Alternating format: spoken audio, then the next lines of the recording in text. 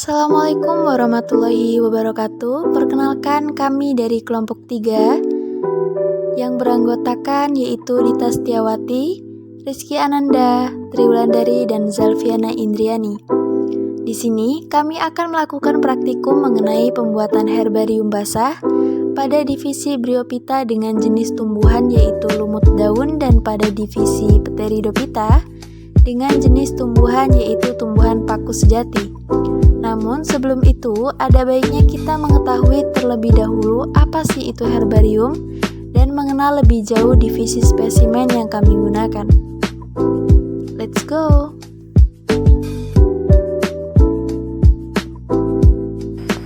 Pengertian dari herbarium. Herbarium adalah salah satu cara dalam pembuatan bahan spesimen pada tanaman dan dapat dilestarikan dengan metode tertentu pada saat akan melakukan tanaman dengan baik. Fungsi dari herbarium. Bahan herbarium sangat penting sebagai keperluan dalam penelitian dan akan diidentifikasikan pada tanaman melalui konservasinya. Beberapa fungsi dari herbarium yaitu yang pertama, sebagai tempat untuk mendukung kelas botani, yang kedua sebagai bahan penelitian, yang ketiga sebagai bantuan untuk identifikasi tanaman, yang keempat sebagai bukti keberagaman, yang kelima sebagai sampel referensi untuk publikasi spesies baru, yang keenam sebagai pusat referensi, yang ketujuh sebagai lembaga dokumentasi, dan yang kedelapan sebagai pusat penyimpanan data. Manfaat dari herbarium. Herbarium juga dapat bermanfaat dan dapat digunakan sebagai bahan referensi dalam takson tanaman dan memiliki holotip pada tanaman. Dengan melakukan penelitian untuk mendukung studi ilmiah, maka akan menghasilkan kromosom dan analisis komparatif biologis dengan memainkan peran dalam studi evolusi sebagai penggunaan herbarium yang lebih besar. Materi selanjutnya yaitu pengertian herbarium basah. Herbarium basah merupakan awetan dari suatu hasil eksplorasi yang sudah diidentifikasi dan ditanam, bukan lagi di habitat aslinya. Spesimen tumbuhan yang telah diawetkan disimpan dalam suatu larutan yang dibuat dari komponen macam zat dengan komposisi yang berbeda-beda. Selanjutnya, apa sih kelebihan dari herbarium basah? Kelebihan dari media herbarium atau awetan basah yaitu spesimen yang diawetkan tidak kehilangan sifat-sifat aslinya seperti bentuk, susunan, bahkan warnanya. Selain itu, pembuatan herbarium atau awetan basah dapat dilakukan dengan cepat, asalkan larutan pengawet dari wadah sudah tersedia. Selanjutnya kita akan beralih ke divisi spesimen yang pertama yaitu Bryophyta. Lumut dalam bahasa Yunani atau Bryophyta adalah sebuah divisi tumbuhan yang hidup di darat. Umumnya berwarna hijau dan berukuran kecil atau dapat tidak tampak dengan bantuan lensa. Dan ukuran lumut yang terbesar adalah kurang dari 50 cm. Lumut hidup di batu, kayu gelondongan, pepohonan, dan di tanah. Lumut tersebar hampir di seluruh belahan dunia terkecuali di dalam laut. Lumut mempunyai sel-sel plastid yang dapat menghasilkan klorofil A dan klorofil B sehingga dapat membuat makanan sendiri dan bersifat autotrof. Lumut termasuk ke dalam kingdom Plantae yang meliputi semua organisme yang multiseluler dan telah berdiferensiasi eukariotik dengan dinding sel berselulosa. Organisme yang termasuk ke dalam Plantae ini hampir seluruhnya bersifat autotrof atau dapat membuat makanan sendiri dengan bantuan cahaya matahari saat proses fotosintesis. Selanjutnya kita akan beralih masuk ke klasifikasi dari divisi Bryophyta. Tumbuhan lumut atau Bryophyta dibagi menjadi 3 kelas yaitu lumut daun atau Bryopsida, lumut hati atau Hepaticophyta, dan lumut tanduk Anthoxerotophyta. Nah, dari divisi Bryophyta kami menggunakan spesimen daun atau Bryopsida. Lumut daun adalah jenis tumbuhan yang sering dijumpai di daerah yang lembab. Pada umumnya, satu individu lumut daun menghasilkan jenis gamet yang berbeda sehingga dapat dibedakan mana individu jantan dan mana yang individu betina. Akan tetapi, ada juga tumbuhan lumut yang menghasilkan gamet jantan atau antheridium dan gamet betina atau archegonium dalam satu individu. Pada fase sporofit, tumbuhan lumut akan menghasilkan spora sebagai alat perkembangbiakannya. Jika spora lumut sampai di lingkungan yang sesuai, spora lumut akan tumbuh menjadi protonema. Protonema inilah yang akhirnya tumbuh menjadi tumbuhan lumut baru. Contoh spesies dari tumbuhan lumut daun adalah Polytrichum juniperinum, Pogonatum ceratum, dan Aerobryopsis longissima. Selanjutnya kita akan membahas mengenai pengertian dari herbarium kering. Jadi, herbarium kering adalah koleksi tumbuhan yang telah dikeringkan dan disusun pada suatu kertas serta diberi keterangan terkait dengan spesimen tersebut. Herbarium kering tumbuhan memiliki beberapa kelebihan sebagai media pembelajaran, misalnya awet, mampu menggambarkan struktur morfologi tumbuhan, dan menghemat waktu praktikum karena praktikan tidak perlu menyediakan tumbuhan asli yang sulit diperoleh. Pengertian dari tumbuhan paku atau Pteridophyta.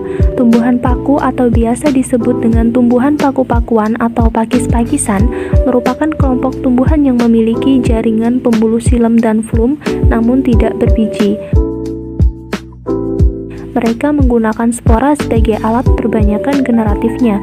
Menurut Kinho, seorang peneliti dari Balai Penelitian Kehutanan Manado, menyatakan bahwa Pteridophyta merupakan suatu divisi tumbuhan yang sudah memiliki sistem pembuluh sejati atau kormus, yang artinya tubuhnya bisa dibedakan dalam 3 bagian pokok, yaitu akar, batang, dan daun. Klasifikasi tumbuhan paku. Menurut Gembong Jitrosupomo dalam buku Morfologi Tumbuhan tahun 2005, Pteridophyta memiliki jenis yang heterogen baik dari segi habitatnya maupun cara hidupnya. Tumbuhan paku diklasifikasikan menjadi paku sejati atau Pteropsida, paku purba atau Psilopsida, paku ekor kuda atau Sphenopsida, dan paku kawat atau Lycopsida. Contoh tumbuhan paku berdasarkan klasifikasinya, di sini kami menggunakan jenis tumbuhan paku yaitu paku sejati atau Pteropsida. Pteropsida atau tumbuhan paku sejati juga biasa disebut sebagai tumbuhan pakis. Disebut sejati karena tumbuhan paku jenis ini memiliki akar, batang, dan daun sejati. Tumbuhan paku memiliki daun muda yang menggulung yang disebut circinat. Biasanya, kalau daun masih muda itu bakal menggulung. Di antara jenis klasifikasi tumbuhan paku, jenis inilah yang paling banyak spesiesnya. Batang paku sejati tumbuh di atas permukaan tanah secara tegak dan ada juga yang terbenam ke bawah tanah. Penyebaran spora dibantu oleh angin ke berbagai daerah. Contoh dari tumbuhan paku sejati yaitu Adiantum suneatum atau suplir dan Asplenium nidus atau paku sarang kuda.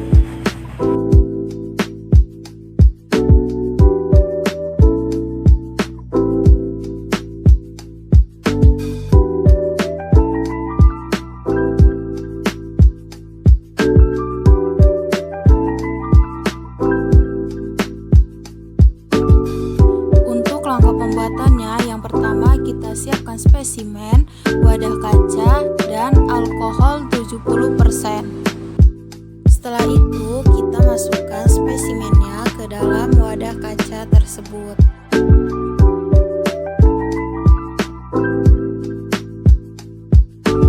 Nah, setelah semua spesimen sudah dimasukkan ke dalam wadah kaca, langsung saja kita masukkan alkoholnya hingga spesimen terendam dengan alkohol.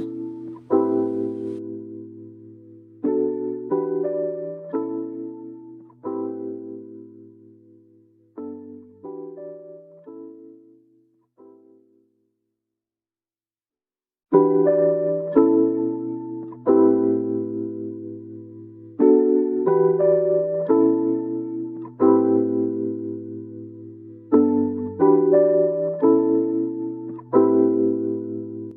sini ada tumbuhan paku, alkohol, lakban dan gunting, karton, buku dan tisu. Di sini saya telah menyiapkan spesimen berupa tanaman paku.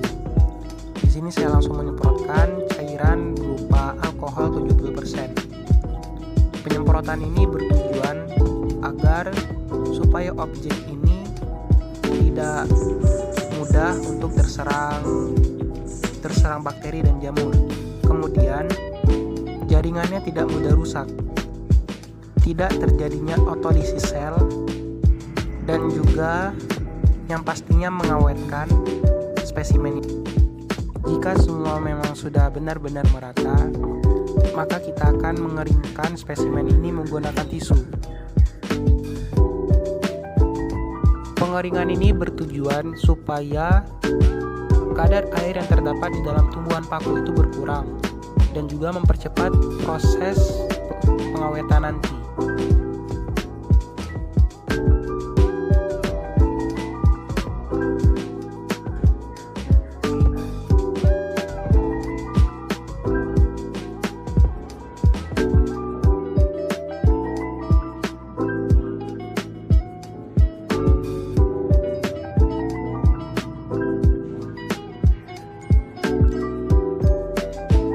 Jika sudah dikeringkan, lalu kita letakkan spesimen di kertas bekas. Di sini saya menggunakan kertas folio yang sudah tidak terpakai, atau juga kita bisa menggunakan koran.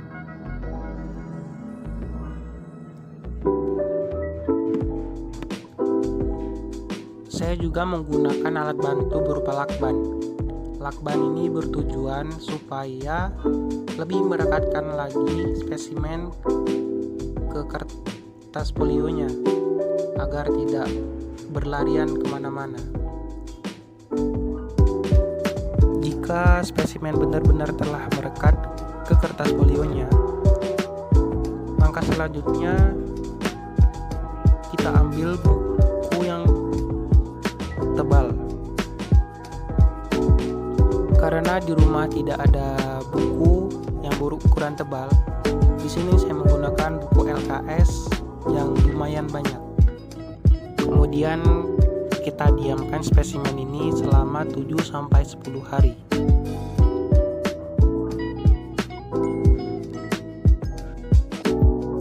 Dan ini adalah spesimen yang telah kita diamkan selama 10 hari. Dan akan kita pindahkan ke tahap selanjutnya.